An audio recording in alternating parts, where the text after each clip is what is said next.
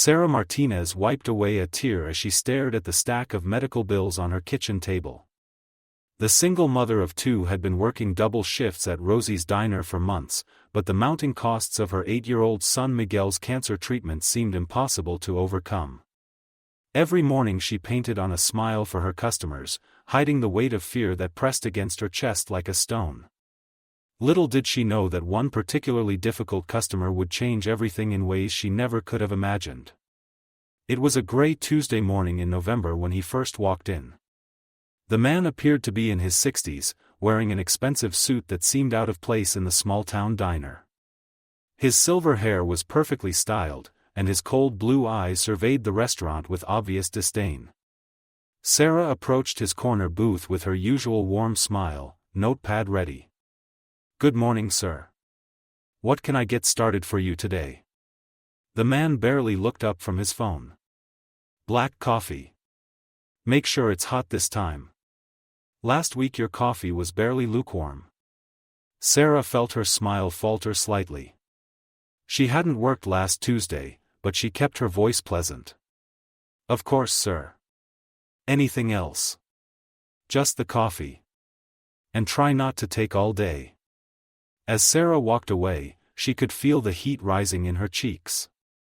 She had dealt with difficult customers before, but something about this man's dismissive tone cut deeper than usual. Maybe it was because she had spent the previous night at the hospital with Miguel, watching him struggle through another round of chemotherapy. Maybe it was because she had gotten only 3 hours of sleep before coming in for the morning shift. Or maybe it was because the medical bills felt like a mountain she would never be able to climb. She brought the coffee back quickly, steam still rising from the cup. The man took one sip and immediately pushed it away with disgust. "This is terrible. How do you expect people to drink this swill?" Sarah's hands trembled slightly as she reached for the cup. "I'm so sorry, sir. Let me get you a fresh pot. Don't bother. I'll drink it. But next time I expect better service." The man left 20 minutes later, leaving exact change and not a penny more. Sarah cleared his table with a heavy heart, wondering how someone could be so unkind to a complete stranger. She didn't know that from across the street, the man sat in his black Mercedes watching her through the diner window, his expression unreadable. This pattern continued for 3 weeks. Every Tuesday and Friday, the man would arrive at precisely 9:30, order black coffee, and find something to complain about. The coffee was too hot or too cold. The service was too slow. The table wasn't clean enough.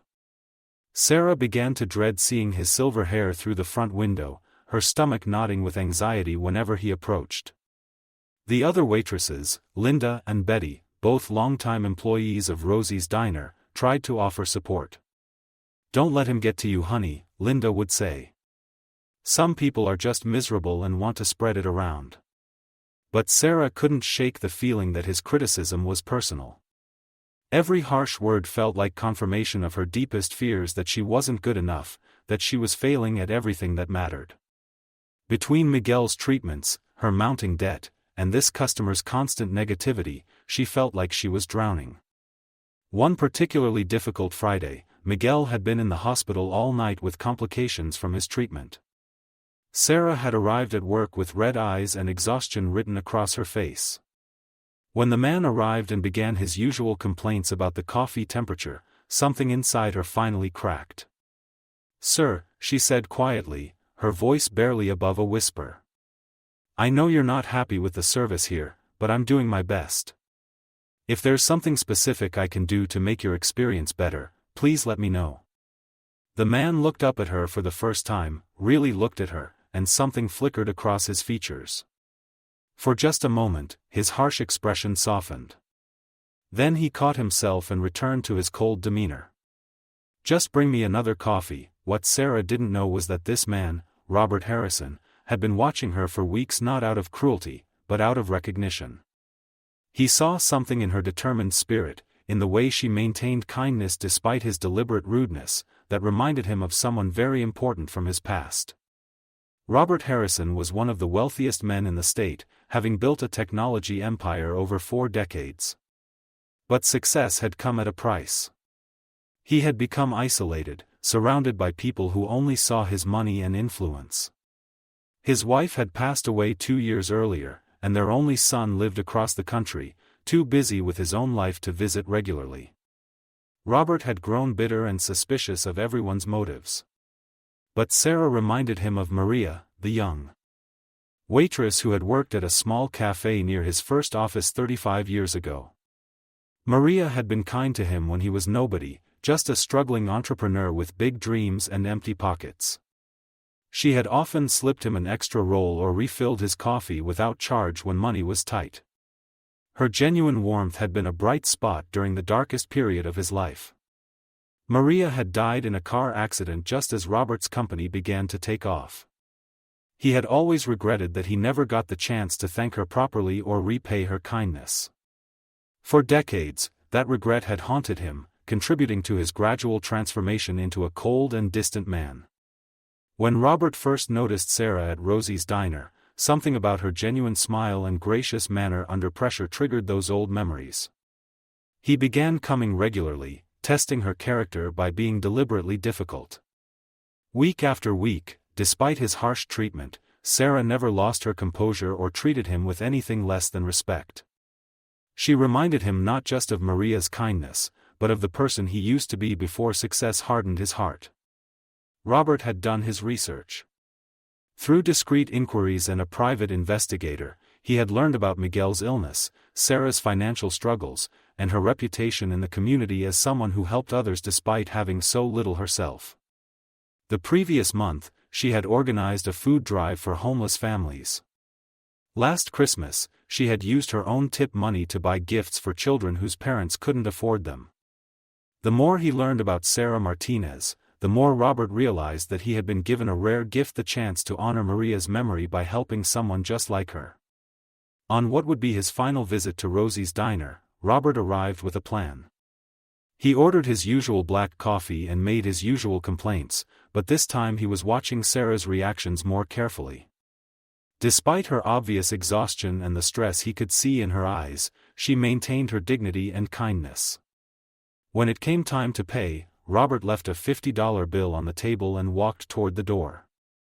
But then he stopped, turned back, and approached Sarah one final time. "Miss Martinez," he said quietly. "I owe you an apology. I haven't been very kind to you these past weeks." Sarah looked up in surprise. "It's okay, sir. Everyone has difficult days." Robert studied her face, seeing the genuine forgiveness there despite everything he had put her through. "You remind me of someone I knew many years ago. Someone who showed me kindness when I needed it most." He reached into his jacket and pulled out an envelope. "I'd like you to have this. Consider it a thank you for your patience with a grumpy old man." Sarah opened the envelope with trembling hands.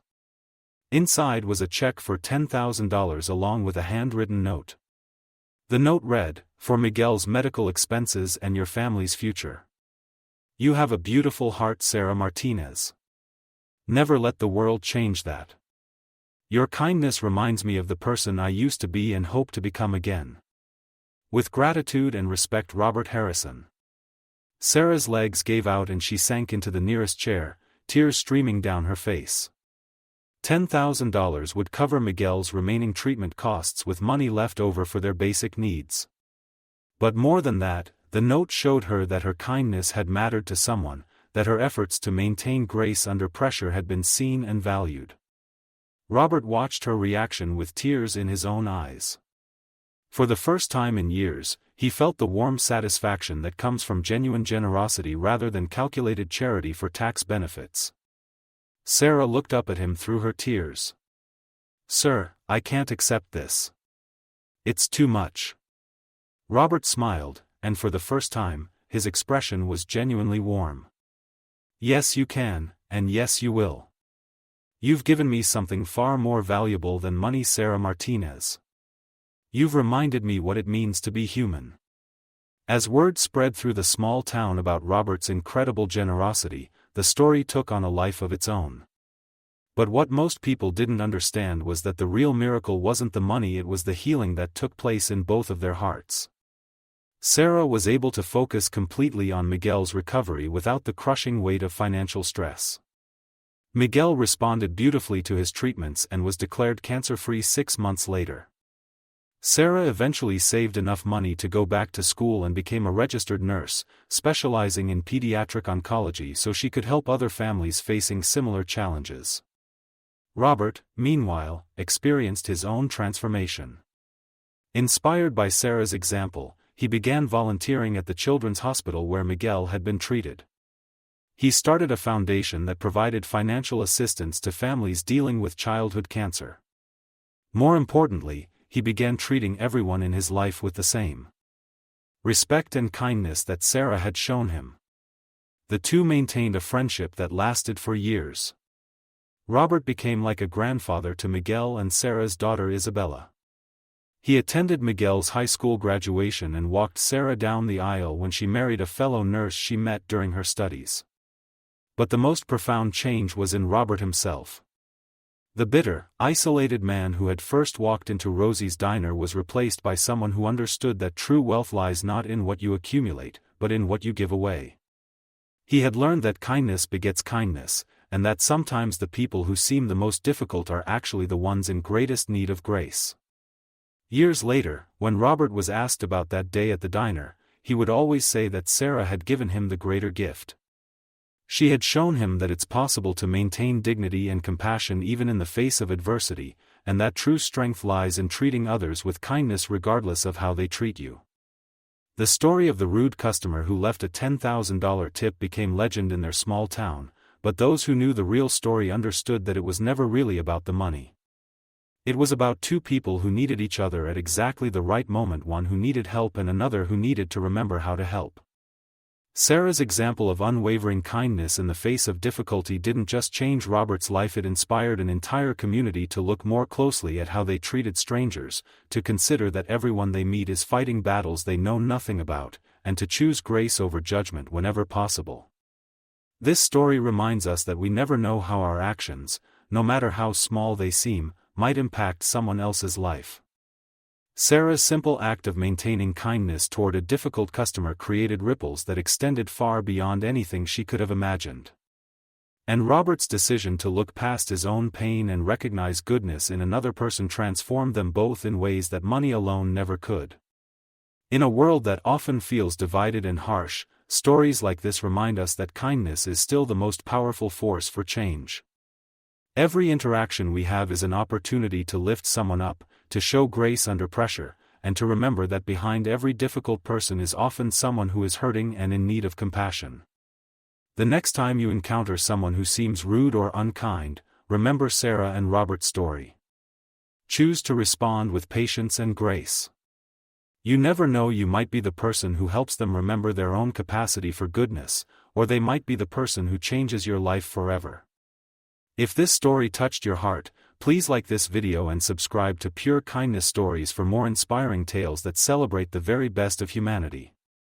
Share this story with someone who needs a reminder that kindness matters, that difficult people often have hidden struggles, and that sometimes the smallest acts of grace can create the biggest miracles.